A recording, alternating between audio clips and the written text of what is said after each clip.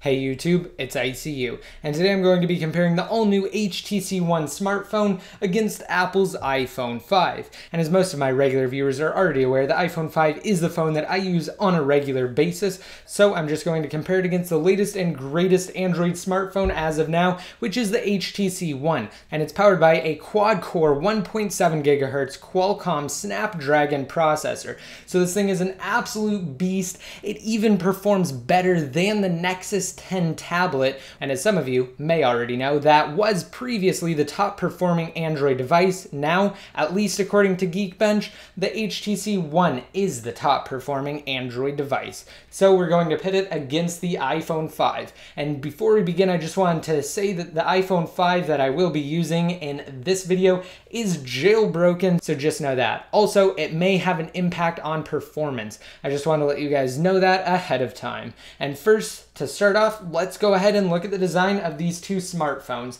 Let's start with the HTC One. Now, this phone features what HTC is calling their zero gap design. It's constructed pretty much entirely out of aluminum and glass, and let me just tell you, this is the most amazing Android phone I've ever seen as far as performance, as far as design. Just everything about this phone is absolutely amazing, and I've got to say, it's definitely my favorite Android device. On the back here, we have what HTC calls their ultra pixel camera with a rear LED flash. It's simply branded with HTC and AT&T logo and Beats Audio. And flipping it over, we have a 4.7-inch Full HD 1080p display with 468 pixels per inch. So let me just say, guys, the display on the HTC One is absolutely amazing, and it displays colors in just a way that other smartphones don't. Also, on the front, we have two speakers, and these speakers are what HTC and Beats Audio have coined boom sound.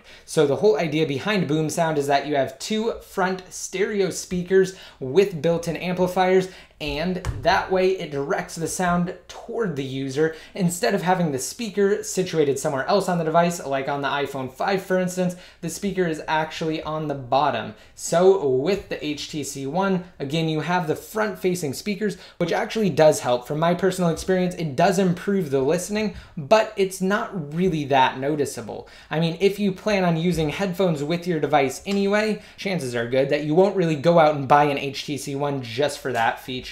Let's go ahead and unlock both devices here.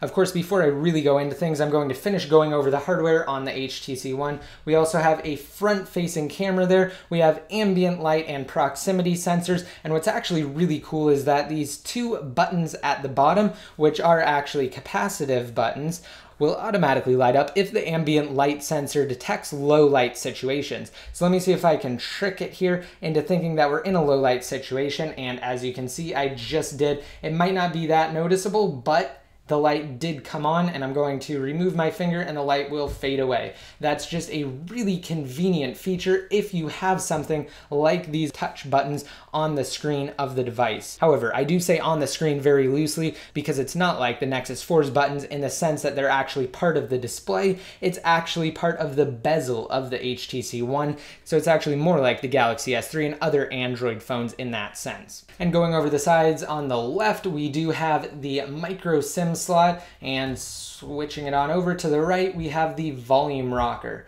And on the bottom, we just have the micro USB port, which is what you'd expect of any Android device these days. And last but not least, on the top, we have the power and lock button. And now let's go ahead and go over the iPhone 5's design, which I'm sure most of you are already familiar with at this point, but let's just go over it right now anyway for the sake of this video. Looking at it, it is constructed entirely out of aluminum and glass, and that is a really nice feel in my opinion. It is definitely on par with the HTC One, or rather the HTC One is on par with the iPhone 5 because of course the iPhone 5 did come out first. At this point, it's almost a one-year-old phone. It will be 1 year old in fall, whereas the HTC One, again, is a brand new phone. It just came out last Friday, so this is the latest in Android tech. Anyway, back to the iPhone 5's design. We have a rear-facing 8-megapixel camera with LED flash, and let's go ahead and flip it on over to the right-hand side. Flipping it over to the left here, we have the volume rocker and the silent toggle switch. And on the bottom, we have the lightning connector, as well as grills for both the speaker and microphone. We also have a 3.5mm headphone jack, which is situated on the bottom of the iPhone 5, which I actually forgot to mention on the HTC One is on the top next to the lock button. Speaking of on the top, let's go ahead and switch the iPhone 5 over here. We have the lock button as well as the power button on the iPhone 5, and on the right hand side we just have the SIM tray. Alright, so to really start off this comparison, I thought we'd go over the screen first. Now, as you may have already have noticed, the screen on the HTC One is significantly bigger than that of the iPhone 5, and that is, again, because the HTC One has a 4.7-inch display, whereas the iPhone 5 simply has a 4-inch display. One of the key selling points of the iPhone 5, or even the iPhone 4S or the iPhone 4, is the Retina Display technology that Apple coined. Now, a Retina display is simply a screen with the maximum number of pixels that a human eye can register at an average distance of use. And the iPhone 5 has a pixel density of 326 pixels per inch. For those of you who were listening at the beginning of this video, I said the HTC One's display had a pixel density of 468 pixels per inch,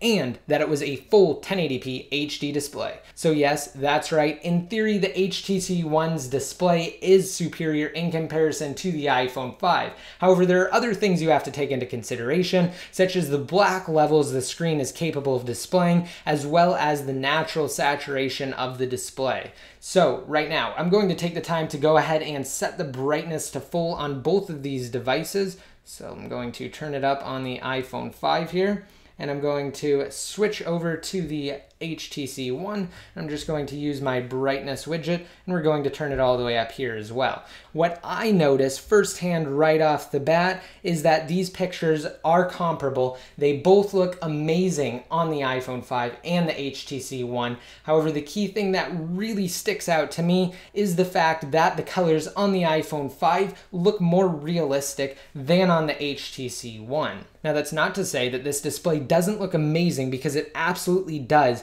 It just seems like for some reason the saturation and the black levels are slightly off. Again, as you can see, they do look amazing on both of these phones, but again, in my opinion, at least from what I'm seeing, the colors look more accurate on the iPhone 5 than on the HTC One. Let's go ahead and view our last picture for this demonstration, which is actually the reverse picture on the iPhone 5 here.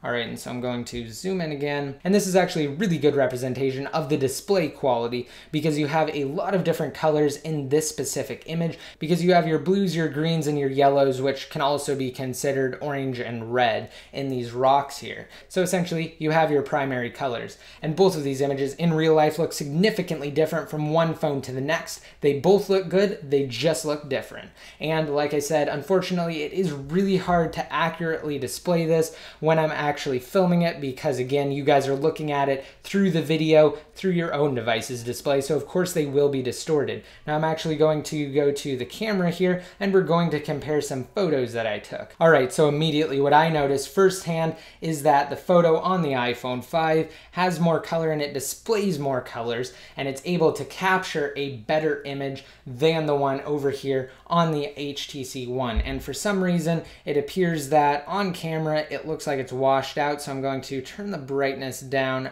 just slightly so you guys can get a better idea. Now, unfortunately, even though this is an ultra pixel camera on the HTC One, in reality, its pixel count is actually lower than that of the iPhone 5. However, HTC claims that it can take pictures that are comparable to smartphones with 8 megapixel cameras or higher. So while I definitely agree with that, and while I think the pictures do still look great on the HTC One, you just get a more accurate color representation on on the iPhone 5 and on the pictures that the iPhone 5 is able to take. Now you can really tell in this image here, it looks more washed out on the HTC One. Keep in mind, I haven't done anything to these two photos. I simply took them with the camera. There's no editing done. I didn't have HDR mode enabled on either of these phones, so these are in theory the same exact picture. You will notice, however, that you do get more image with the HTC One. That's because of the position of the camera as well as the lens. The lens is different on the HTC One, so you will get a wider viewing angle. So let me go ahead and just go to my last comparison here. Again, basically the same exact thing I've been saying through these past two photos. You have more realistic colors over here on the iPhone 5 than you do on the HTC One, but you do have a wider viewing angle on the One. So if that's something that you're interested in, this camera might be the one for you. Of course, you've got to keep in mind though, when you buy a smartphone, you're not buying a smartphone just for the camera. You're buying it for all of the other features. It just happens to have a camera on it. All right, and finally, as far as the camera is concerned, I'm going to go over the last point, which is Zoe. So the One has a feature called Zoe, and when Zoe is enabled, essentially it takes a 3-second clip after you take your picture, so that way you can go back in your image and get exactly what you were looking for if maybe it was out of focus, or if you're taking a picture of someone and maybe they blinked. Again, it will take a 3-second video in addition, so you can kind of scrub through your pictures there. But what I've noticed is that pictures taken on the HTC One in the standard traditional camera mode actually look better than the pictures taken when the Zoe camera mode is enabled,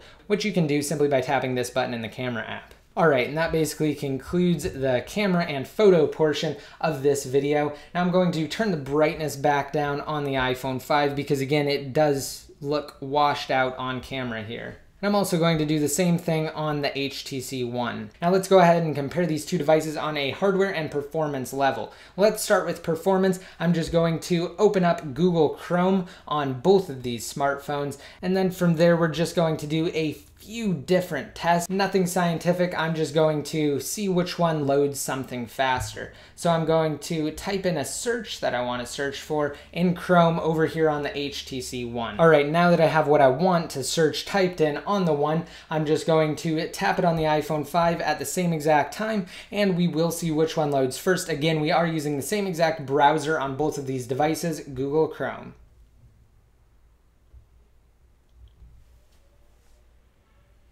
Alright, so as you can see, the HTC One pulled in ahead of the iPhone 5, just barely though, so now we're actually going to load a website. Let's just go ahead and go to the first result. And it loaded faster on the iPhone 5 than it did on the HTC One. So let's go ahead and scroll down and load the desktop version of this site on both of these devices to see which one loads faster. Alright, I'm going to go ahead and tap switch to regular theme at the exact same time. And the iPhone 5 did finish first in this instance. Now the HTC One is still loading everything else on the site, such as the sidebar and the widgets, and now it's just finished. So this time we did have the iPhone 5 pull ahead. Again, we're using the same exact browser, and now what we're going to do is do a browser performance test. I'm going to use the native browser on both of these devices. In the case of the iPhone 5, it's Safari. In the case of the One, I really don't know what it is. It's just HTC's browser, and they call it exactly that, browser. So I'm going to run a Sunspider JavaScript test. First though, let me go ahead and try and find it. I'm just going to do a Google search for it. Sunspider JavaScript. And as you can see, I just tried to use the speech to text function of the One. It kind of worked. It didn't really get the Sunspider part in, it just got spider. But other than that, it did what I needed it to do. Let me go ahead and do the same thing over here on the iPhone 5. Sunspider JavaScript test. Alright, there we go on the 5, it did get it. So let's go ahead and go to the top link on both of these smartphones. That doesn't really matter. I'm not really testing for which one loads this first. What we're going to do is run the test at the same time though and see what the results are once they finish. So let's go ahead and tap and hold on both of these, and we're going to go ahead and press open. Alright, now it's just running through the Sunspider JavaScript test. I'm going to take a second and I'll be right back once they're finished. Okay, and both finished at about the same time, but let me just scroll in and we will review the results. Now remember, when you are performing a Sunspider JavaScript test, you want a lower time because that means it completed it faster. So over here on the iPhone 5, we have a finishing speed of 938 milliseconds, whereas on the HTC One, we have 1123.7 milliseconds. So if you're browsing, you might have slightly better performance on the iPhone 5 than you would on the HTC One. Alright, and to wrap up these tests, I'm just going to run Geekbench on both of these devices. Alright, now that it's loaded up, for those of you that don't know, Geekbench is actually a hardware benchmark tool that should, in theory, tell you how fast your device can perform different tasks. You'll notice a huge difference between these two. Over here on the HTC One, it is powered by, again, a Qualcomm Snapdragon 600 processor at 1.7 gigahertz. Now, this is a quad-core processor. On the iPhone 5, however, we do have Apple's own A6 processor at 1.3 gigahertz, but it's a dual core. We also have what Geekbench reports as 1.53 gigabytes of RAM on the One, whereas we have 1016 megabytes on the iPhone 5, which is essentially the equivalent of 1 gigabyte. All right, and I already know that the HTC One is going to perform better, but let's just go ahead and run these benchmark tests on the two devices. Okay, both are finished, and the One has a final score of 2,555. The iPhone 5 has a final score of 1,665. So a significant difference between these two. And as I mentioned earlier, when I go to compare inside of Geekbench 2, it says that this device is actually more powerful than even a device like the Samsung or Google Nexus 10 tablet, and it performs significantly better than the Galaxy S3, which has a score of 1,719. So it will be interesting to see what happens once Samsung releases their Galaxy S4, if it'll be able to top the HTC One's performance score of 2,555. All right, and that essentially concludes my comparison of these two devices. I just wanted to give my final thoughts though. Now, I have used the HTC One as a primary phone for a few hours, and I just had to go back to iOS. There's nothing wrong with the HTC One. In fact, if I decided to actually switch to Android, this would be the device that I would go with. It's just from an efficiency standpoint, the iPhone 5 is faster, in my opinion. However, I did really like the 4.7-inch 1080p display on the HTC One. Again, it looks incredible, and I really found it to be an enjoyable device to use once I got past the fact that I was actually using Android. Another big gripe that I have with the Android operating system is just how fragmented it is. Now, it doesn't just affect the devices and which version of Android new devices are released with, like the HTC One, which doesn't even have the latest version of Android, but it also even comes down to the quality of applications. So I've noticed that because of the way Apple's done it, and because they focused on a small number of devices,